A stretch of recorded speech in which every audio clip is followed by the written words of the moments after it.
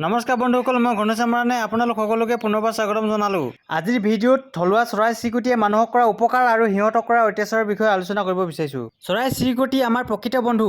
খেতি পথাৰত বগলী, কণামুচৰি, কাণতুলিকা, শালিকা আৰু ফেঁচাৰ আদি চৰাইয়ে ধান খেতিত অনিষ্ট কৰা বিভিন্ন পোক পৰুৱা, হুৰ পোক, পলু, নিগনি আৰু এন্দুৰ আদি খায়। এই চৰাইবোৰে খেতিৰ শত্ৰু পোকবোৰ খাই শেষ কৰাৰ বাবে খেতি পথাৰ নষ্ট হোৱাৰ পৰা ৰক্ষা পৰে। ইয়াৰ ফলত খেতিয়কে খেতিত অতিৰিক্ত বিষাক্ত কীটনাশক বা ৰাসায়নিক দ্ৰব্য ব্যৱহাৰ কৰাৰ প্ৰয়োজনো কমে। একেদৰে দহিকতৰা, ঘৰচিৰিকা, বুলবুলি আদি বিভিন্ন প্ৰজাতিৰ চৰাইয়ে ঘৰৰ শাকনি বাৰীখনৰ বিভিন্ন পোক পৰুৱা খাই আমাক উপকাৰ কৰে। নগৰ, গাঁও আৰু বনাঞ্চলত কাউৰী, শগুন আদি চৰাইয়ে পচি যোৱা আৱৰ্জনা, জাবৰ-জোথৰ আৰু মৰা জীৱ-জন্তু খাই চৌপাশ চফা ৰাখে। ইয়াৰ দ্বাৰা মাটিত মাৰাত্মক ৰোগ আৰু বেক্টেৰিয়া বিয়পিবলৈ নাপায়। বিভিন্ন চৰাই যেনে বুলবুলি, ভাটৌ, মইনা, ধনেশ পক্ষী আদিয়ে ফল-মূল খাই তাৰ গুটিবোৰ চাৰিওফালে মলৰ দ্বাৰা দূৰণিলৈ বিয়পাই দিয়ে।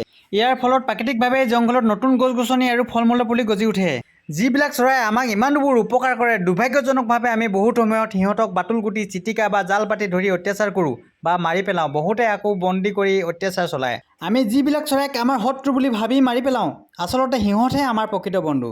যদি আমি চৰাইবোৰক মাৰি শেষ কৰি দিওঁ, তেন্তে পোক-পৰুৱা, কীট-পতংগৰ বংশবৃদ্ধি হ'ব আৰু পোক-পৰুৱাই শস্য পথাৰ ধ্বংস কৰি পেলাব। চৰাইবোৰ কেৱল আমাৰ বিনোদনৰ বাবে বা মাৰি মাংস খোৱাৰ বাবে সৃষ্টি হোৱা নাই। সিহঁত আমাৰ পৰিৱেশ তন্ত্ৰৰ অপৰিহাৰ্য অংগ। চৰাই অবিহনে এই ধুনীয়া পৃথিৱীখন ধুনীয়া হৈ নাথাকিব আৰু মানুহ জীয়াই থকাটো অসম্ভৱ হৈ পৰিব।